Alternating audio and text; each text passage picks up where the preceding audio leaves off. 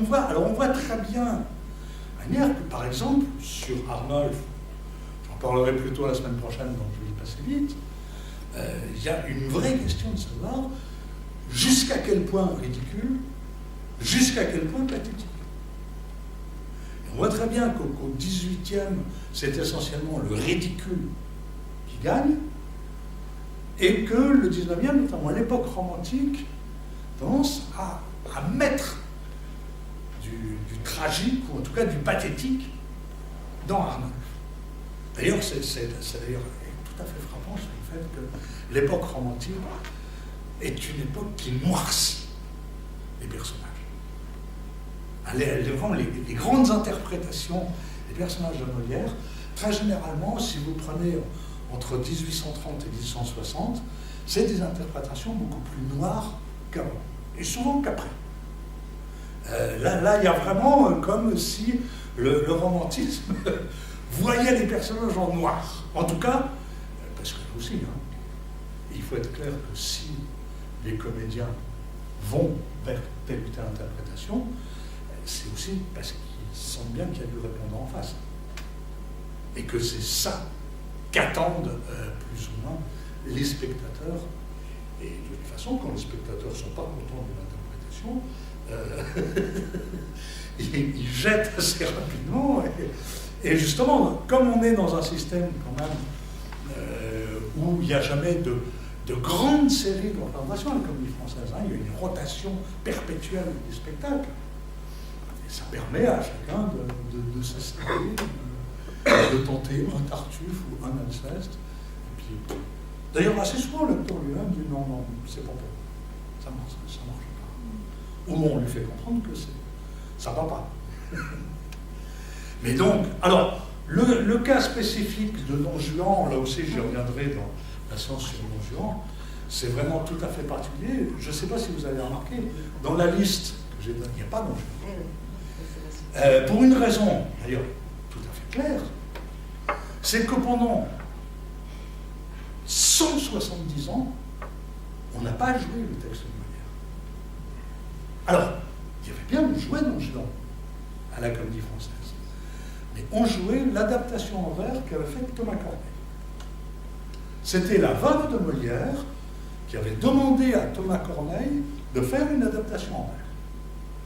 D'abord parce que, le Don Juan était en prose et de plus en plus, il y avait le fait qu'une grande pièce, il fallait qu'elle soit en vers.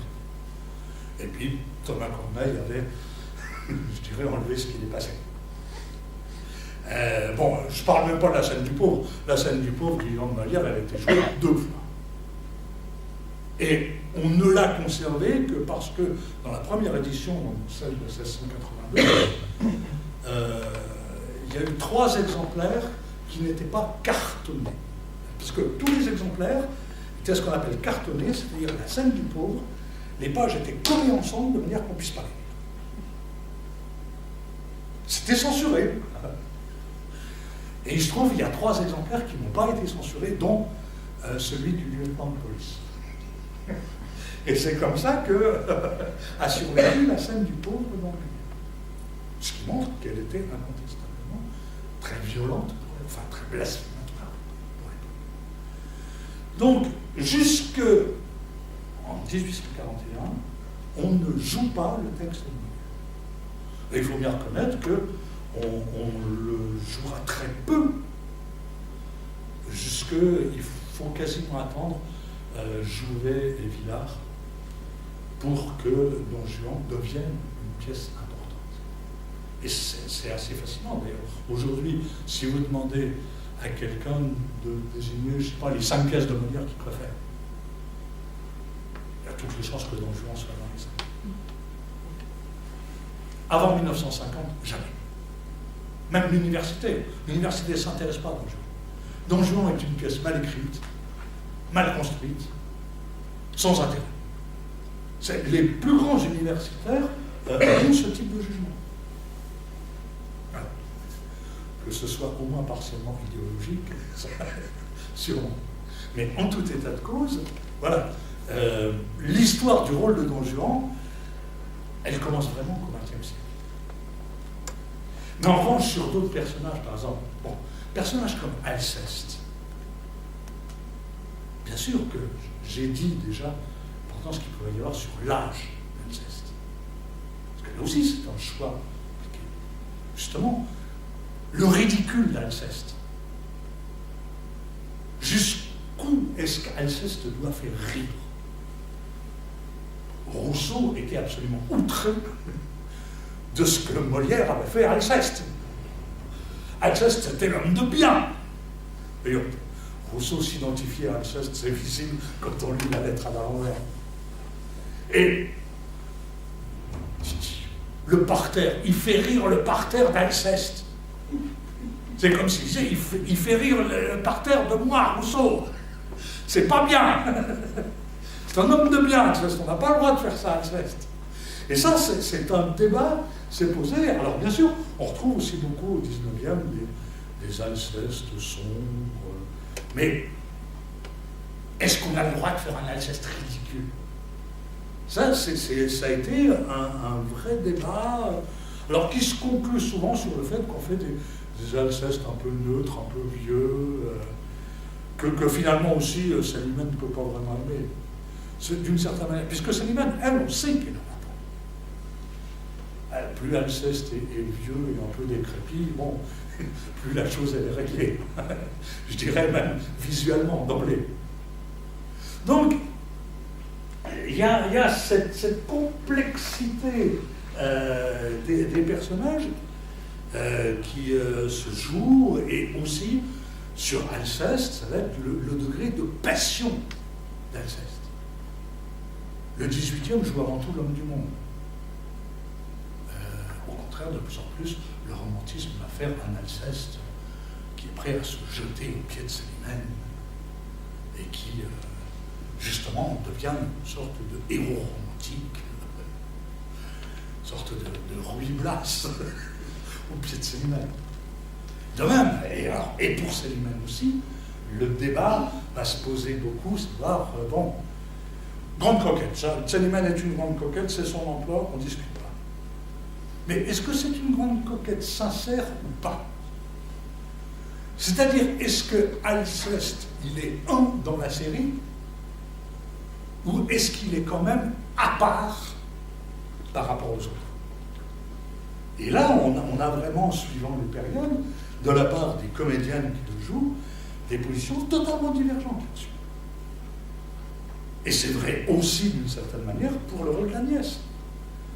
D'ailleurs, très souvent, les comédiennes du français disent on commence par Agnès et ensuite on passe à Célimène. Mais le simple fait de dire ça, c'est dire que d'une certaine manière, Agnès est déjà une Célimène en herbe. Et d'ailleurs, et c'est très clair, au XVIIIe, les actrices qui jouent Agnès, elles n'arrivent pas à faire dans l'ingénuité. Exactement, c'est une ingénuité qui montre que derrière, elles savent faire.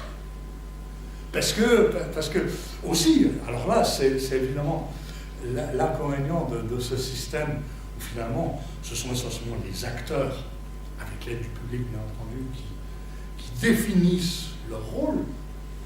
Il est certain que ce qui plaît à ces spectateurs du XVIIIe, c'est avoir une Agnès qui ressemble au personnage de Marivaux.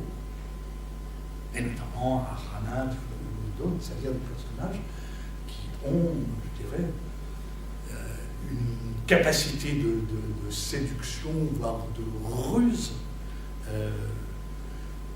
qu'il est difficile de prêter à Agnès sans forcer le texte. Mais on force le texte quand même.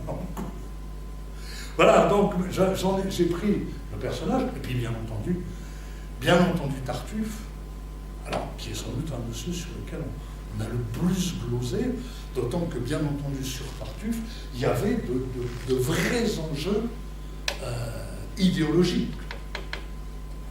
Bon, j'y reviendrai bien évidemment plus longuement sur la séance qui sera entièrement consacrée, mais ce qu'on peut dire d'emblée, c'est que bien entendu, bon, c'est un hypocrite, on est bien d'accord, c'est un hypocrite. C'est Molière qui me dit, seulement, jusqu'à quel point est-ce qu'on voit que c'est un hypocrite?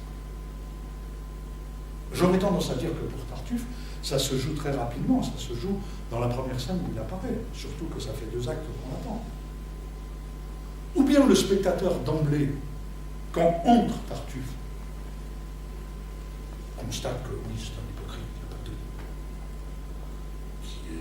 qui lorgne la gorge de Dorine de manière très accentuée, qu'il pense qu'à ça.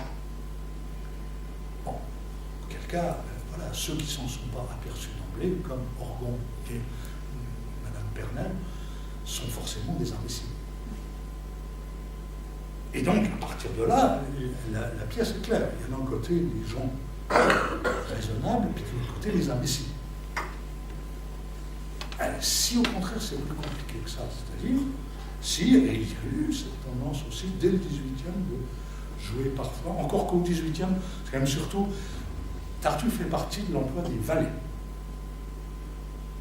Et ça c'est très clair. Hein. Et donc à partir de là, d'un valet, et puis généralement, les valets ne sont pas très regardants sur leurs moyens de séduction. On a même l'exemple de, il s'appelait Auger, et Madame Préville, qui jouait une Elmire très, très décente, à sa sortie de scène, a dit à Auger, après justement la scène 7 de l'acte 4, où Auger il est allé de bon cœur pour jouer la scène, pas jusqu'au viol, mais pas très loin, où Madame Préville lui a dit que si on n'avait pas été sur scène, il aurait pris une baffe.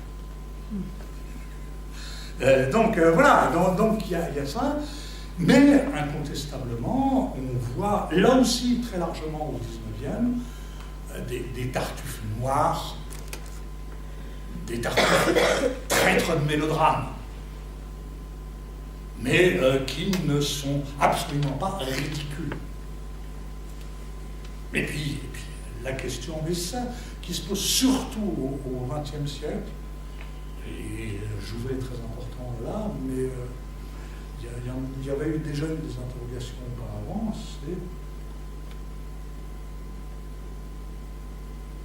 c'est est-ce que Tartuffe croit sincèrement?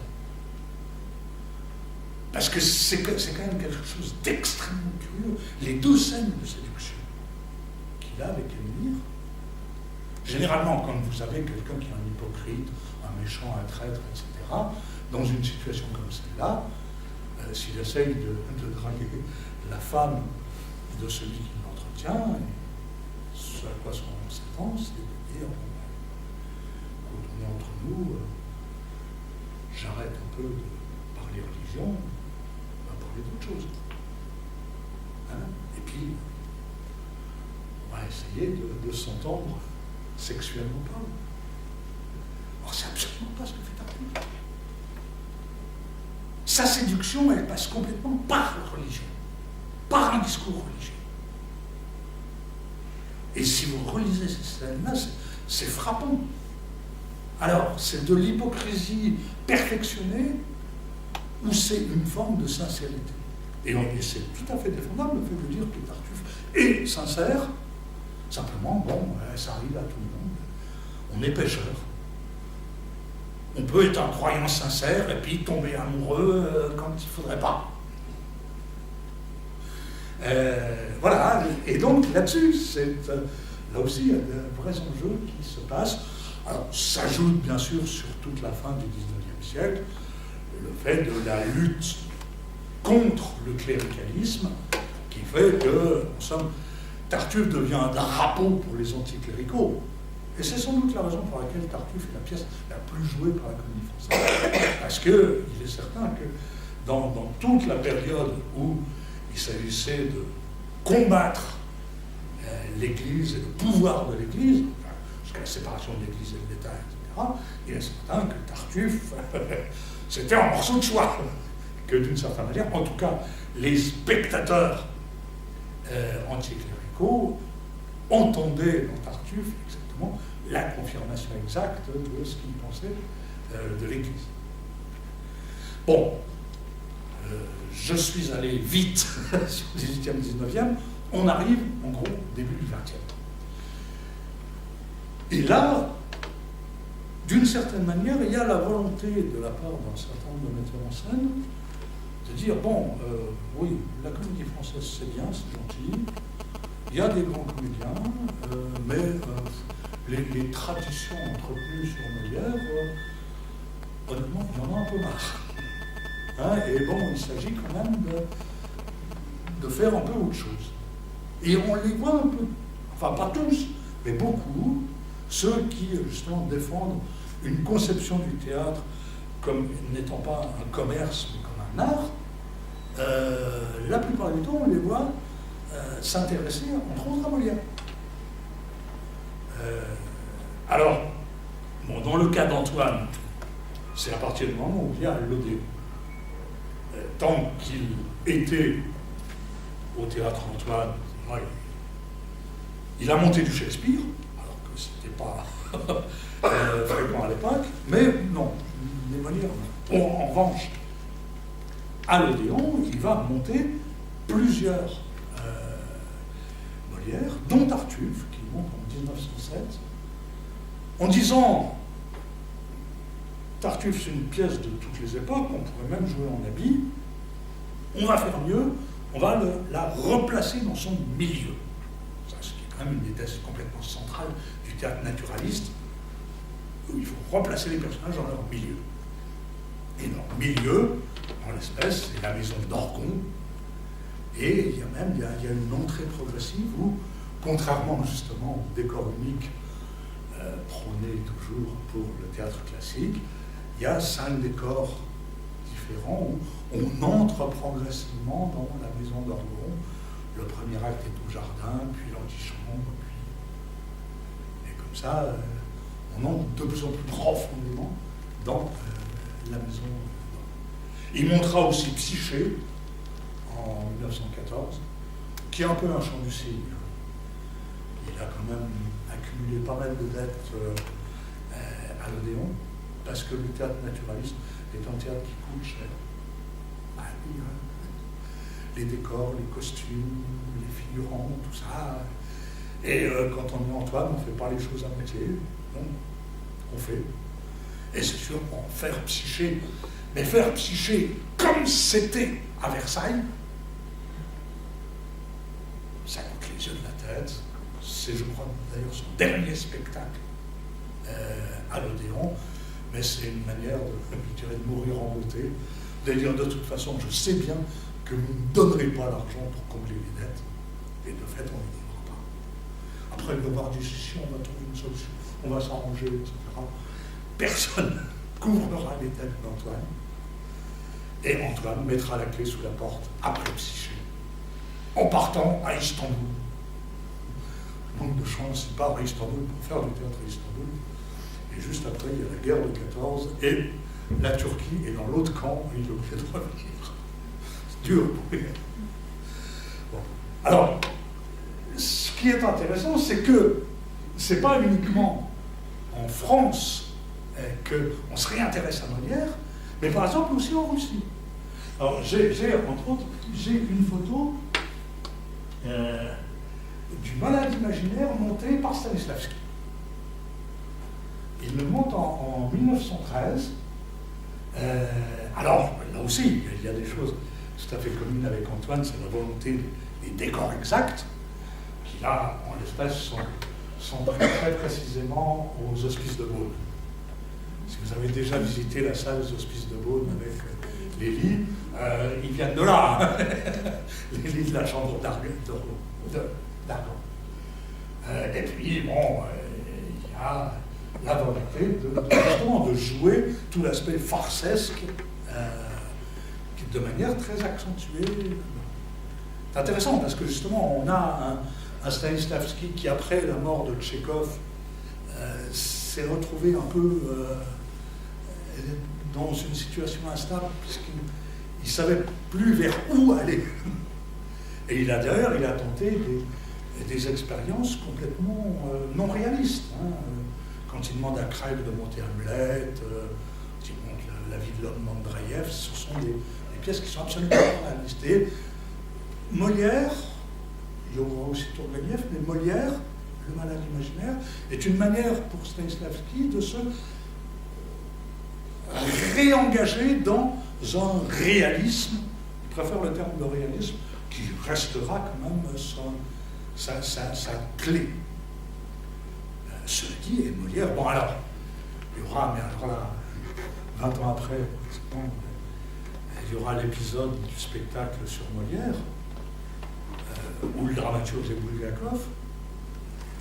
Bulgakov dans cette situation impossible où on interdit les pièces de Bulgakov, mais en même temps on lui interdit de s'exiler. Et donc du coup, Bulgakov, il travaille au théâtre d'art comme dramaturge et il préparera pendant des années un spectacle sur Molière que la censure n'autorisera jamais. Et j'ai toujours trouvé qu'il était quand même assez passionnant de se dire que le dernier spectacle sur lequel travaille Stanislavski avec ses comédiens, qui ne montera jamais. On est en 37-38, en pleine répression stalinienne, vraiment le moment, presque le pire de la répression. Le texte sur lequel travaille Stanislavski, c'est Tartuffe. J'arrive pas à croire que c'est un hasard. Et justement, parce que Stanislavski est dans une position à la limite invraisemblable, alors que dans les années qui suivaient 17, Stanislavski était vomi par la nouvelle génération, par les Mayakovsky, les Meyerhold, qui disaient « Attends, Tchekhov, c'est passé tout ça ». Et petit à petit, avec le retour au réalisme, et notamment au réalisme socialiste, Stanislavski est devenu héros de l'Union soviétique, il est devenu l'exemple par excellence du théâtre qu'il fallait faire. Et sa manière de trouver sans doute aussi sa marginalité personnelle, c'est de travailler sur Tartuffe.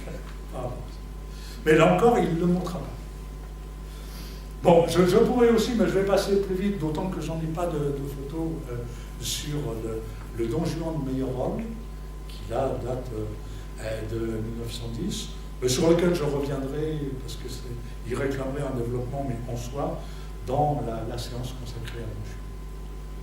Revenons à la France, et là, incontestablement, bon, Jacopo, dont il ne faut surtout pas faire l'économie, l'évolution des mises en scène sur Molière.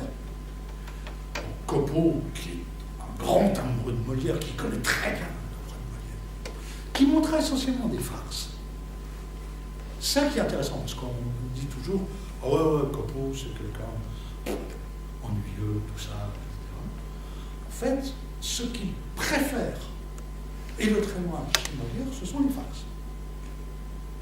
Le spectacle qui sera un peu le spectacle référence, ce sont les fourberies de Scapin.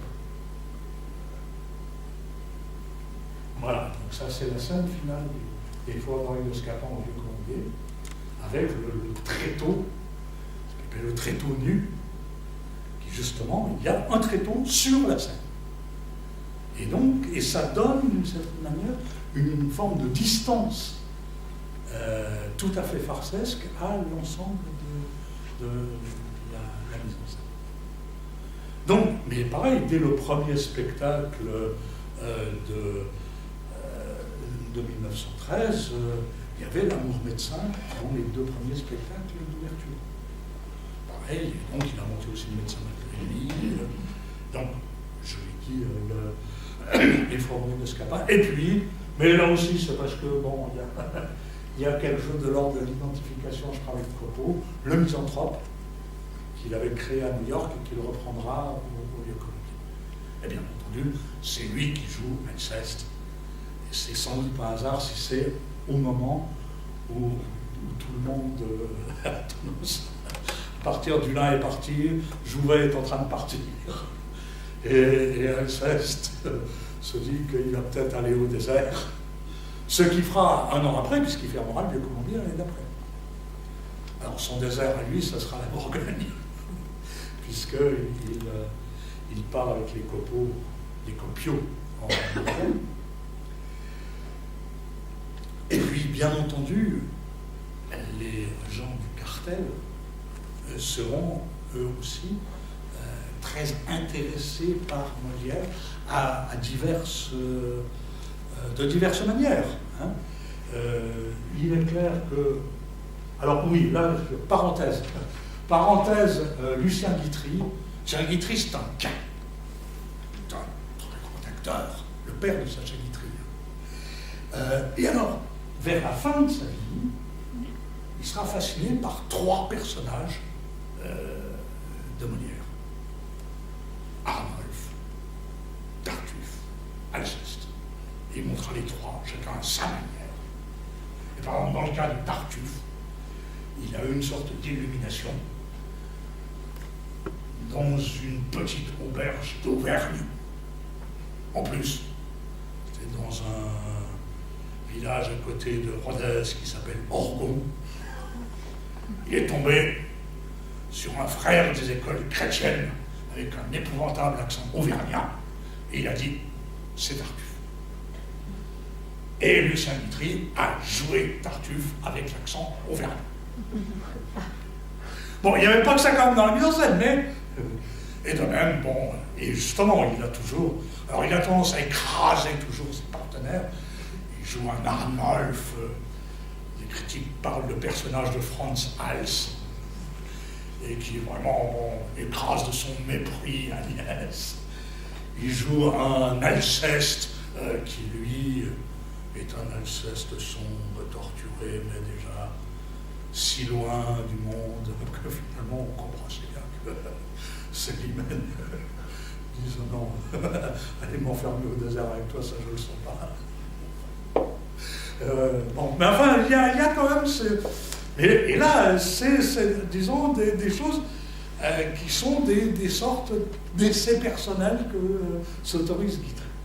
Bon, du côté du cartel, je le disais, bien entendu, on ne peut pas faire l'économie de Dulin dans la Var. Dulin passera sa vie à monter la Var. Hein, au moment où il était dans le bateau qui allait à New York puisque en 1917 on reconstitue le Vieux-Colombie à New York. Et donc Dulin est du voyage et un des membres de la troupe entend dans la cabine d'à côté quelqu'un qui pousse d'horribles cris, qui dit qu'on le tue, qu'on l'assassine, etc. Il se précipite. C'était Dulin qui répétait le monologue. Et le dernier spectacle que jouera Dulin, au point, c'est quelques semaines avant sa mort, puisqu'on le sort de la clinique pour qu'il joue le soir. Et on le ramène à la clinique à la fin de la représentation. Et c'est le régisseur de la troupe qui dit que chaque fois qu'il se mettait par terre pour dire « je suis mort, je suis assassiné », et chaque soir, le régisseur disait « il n'arrivera jamais à se relever ». Et donc, il y a une forme de compagnonnage de Dulin avec Harpagon, mais en même temps, en reposant sur une connaissance du texte, de tout ce qui a été écrit sur le texte, fabuleuse. C'est ça qui est frappant aussi, contrairement la plupart du temps aux comédiens français, même s'il y a des exceptions, contrairement même aux universitaires de l'époque, qui sont beaucoup plus limités là-dessus. Si vous lisez les textes de Dulin sur la Var, les textes de Jouvet sur l'école des femmes, ils ont tout lu. Jouvet sur l'école des femmes, tous les libelles du XVIIe écrits contre Molière, etc., il les connaît en détail. Je suis sûr qu'il pouvait les citer par cœur. Et on voit très bien que Dulin, comme je parlais de la tradition tout à l'heure, de ces fausses traditions, Dulin s'énerve contre cette tradition, par exemple, des bougies. Dans la dernière scène de la Var, que les comédiens ont toujours tendance à trouver trop longue. En tout cas, c'est la tradition à la comédie française, en disant « oh, mais ce dénouement, il ne finit pas, etc. » Alors, histoire de meubler un peu, il y avait le jeu de scène suivant, il y a un chandelier avec 2 bougies sur la table où le notaire est en train de rédiger le contrat. Et Harpagon passe et il il souffle une des deux bougies. Comme ça suffit. Un peu gâché. Évidemment, Maître Jacques passe derrière, elle rallume la bougie. Quand une bougie éteinte, il faut la rallumer. Donc Harpagon repasse et ressouffle la bougie. C'est 2 fois, 3 fois, parfois 4 fois quand on veut vraiment rajouter. Et Harpagon, totalement ulcéré, prend la bougie, la met dans sa poche.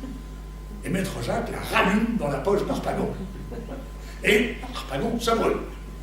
Bon, voilà. Alors évidemment, tu l'as dit, mais ça, ce jeu de scène, il n'a jamais existé.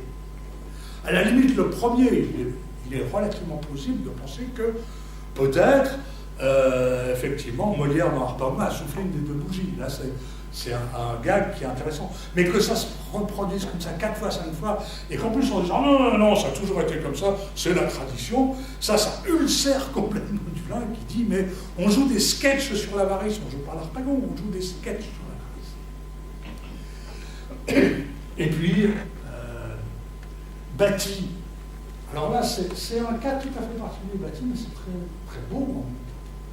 Tout le monde lui est tombé dessus, parce que le parti pris que prend Batty quand il montre Malade imaginaire, c'est de dire que la maladie d'Argan est vraie. Ou plus exactement, peut-être qu'Argan est un malade imaginaire, mais Molière, qui joue Argan, lui, est un malade réel. Et lui sait parfaitement qu'il est vraiment malade. Et donc que ça colore quand même forcément la pièce. Et du coup, Batty fait complètement une mise en scène où finalement tous les ballets du malade imaginaire deviennent les fantasmes d'un esprit fiévreux qui ne voit plus la différence entre la réalité et puis la morbidité.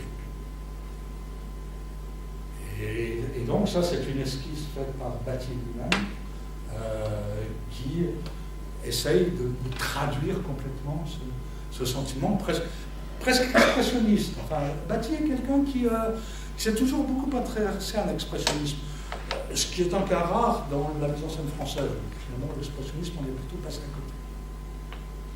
Et puis, bien sûr, pour l'entre-deux-guerres, Jouvet. Alors, là aussi, on dit toujours, ah ben oui, Jouvet, il n'a pas arrêté de monter Molière. Non. Jouvet, il n'a pas arrêté de monter des auteurs contemporains. Si vous regardez le répertoire de Jouvet, il n'y a quasiment que des auteurs contemporains. Donc Giraudoux, ou Jules Romain. Il a monté en tout et pour tout 3 Molières, dont un seul avant la Deuxième Guerre mondiale, c'est l'école des femmes. Et puis, après la Deuxième Guerre mondiale, il monte Don Juan en 1947 et il monte Tartuffe en 1951. Là aussi, je reviendrai sur ces différentes mises en scène, qui sont toutes les 3 passionnantes, même si elles sont toutes les 3 discutables. Mais c'est justement, c'est ça l'intérêt des grandes mises en scène, c'est qu'elles vont solliciter le texte, pas forcément là où on les attend. Et il est clair qu'on a, avec l'école des femmes, un Arnolphe qui est à la fois ridicule et pathétique, qu'on a un Don Juan qui est un grand seigneur, pas forcément très séducteur, mais en tout cas qui a une forme de hauteur, y compris de hauteur métaphysique. Et ça, c'est quelque chose qui est nouveau pour l'époque. Et puis pour Tartuffe, il y a quand même cette forme de sincérité inquiète de Tartuffe, qui correspond aussi à l'époque. Hein. Certains disaient que c'était un Tartuffe qui avait loupé à la noce. Mais c'est vrai que tout ce catholicisme un peu existentialiste comme on a eu, ça correspondait tout à fait en 1951 à la problématique qui était celle que développait un peu Jouvet. Alors, on peut considérer qu'à partir des années 50, il y a un nouvel élan qui va être donné aux mises en scène de Molière, même si elles n'ont pas forcément fait date, c'est tout le théâtre populaire et la décentralisation. Parce que, alors là, c'est totalement flagrant. Molière a été, presque je dirais, l'auteur par excellence de cette volonté de théâtre populaire. Alors, c'est bien entendu le cas du TNP, mais c'est aussi le cas de pratiquement tous les théâtres de la décentralisation. Je prends juste un exemple, mais je pourrais en prendre bien d'autres. Voilà, j'ai pris l'exemple de Jean d'Asté, qui justement a été à la Comédie de Saint-Étienne, un de ceux qui ont conduit une politique de recherche d'un nouveau public de la manière la plus systématique et d'une certaine manière la plus audacieuse. Il arrive à Saint-Étienne fin 47. Alors, voilà, à chaque fois pour chaque année, je donne uniquement les Molières.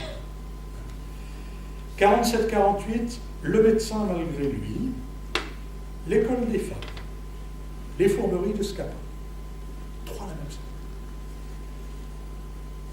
48-49, Georges Dandin, L'école des maris.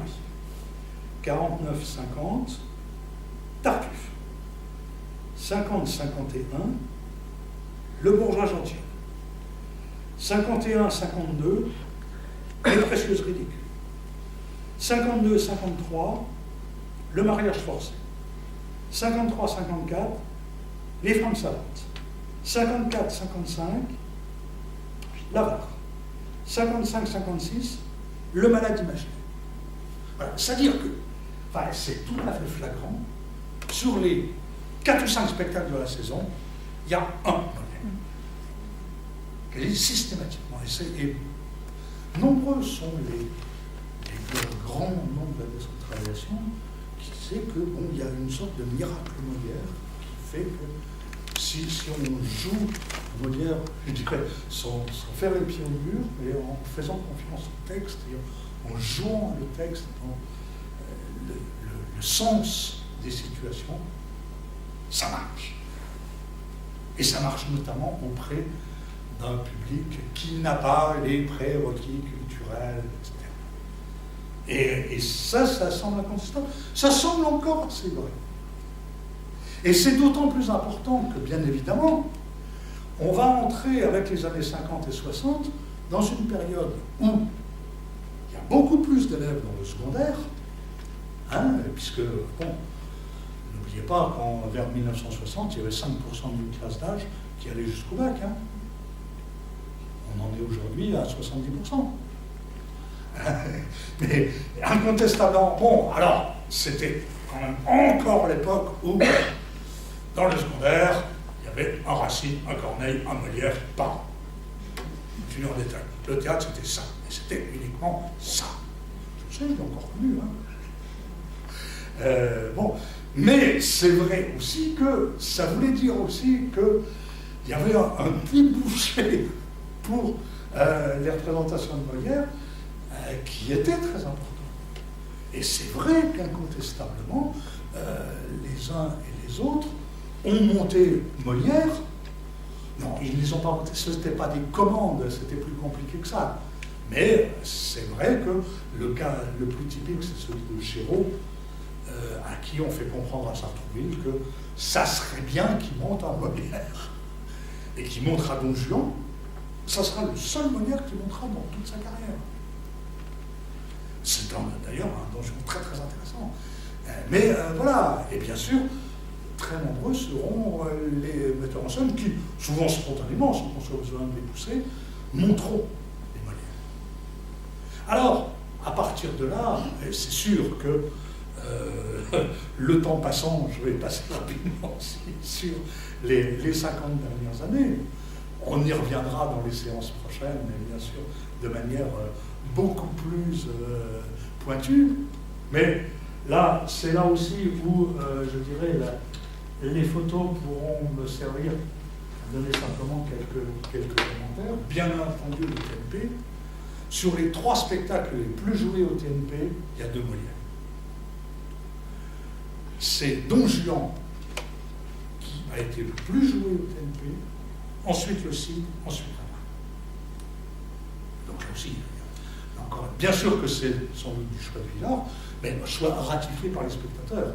Parce qu'il n'y a pas de doute, hein, si les spectateurs n'étaient pas venus, ils ne seraient pas repris. Or, au contraire, c'est tout à fait flagrant que Molière est l'auteur par excellence, avec Corneille, avec Shakespeare, avec Brecht, mais même Brecht est nettement derrière. Hein. Et ça, il faut effectivement pas l'oublier, avec deux pièces, dont l'Avare, qui doit un certain nombre de choses à Dulin, parce que Villard a été l'élève de Dulin, et, sans doute aussi que l'Avare, c'est d'une certaine manière son hommage personnel à Dulin, et puis Don Juan, avec un couple, malheureusement Sorano est mort assez jeune, mais de ceux qui ont vu, hein. Même moi j'étais trop jeune pour là, le couple Villard-Sorano a sans doute été un des plus beaux couples Don Juan Sganarelle. Et incontestablement, Daniel Sorano a été assez déterminant dans le succès et l'importance de ce Don Juan, qui a installé incontestablement, comme l'avait déjà fait Jouvet, Don Juan dans les grandes pièces. Alors bien sûr, il faudrait aussi parler du Don Juan de Buval à la télévision, qui a été aussi très important par rapport à ça. Oui. Ça c'est sûr qu'il a... c'est quelque chose sur ce point-là très important. Planchon, bien, on ne peut pas faire l'économie de Planchon quand on parle des mises en scène de Molière. Et alors, Planchon, avec une certaine coquetterie d'ailleurs, Planchon disait toujours qu'il était autodidacte. C'est vrai, il a arrêté ses études très jeune, parce que bon, au lieu d'aller au lycée privé d'ailleurs, il allait plutôt au cinéma. Et donc,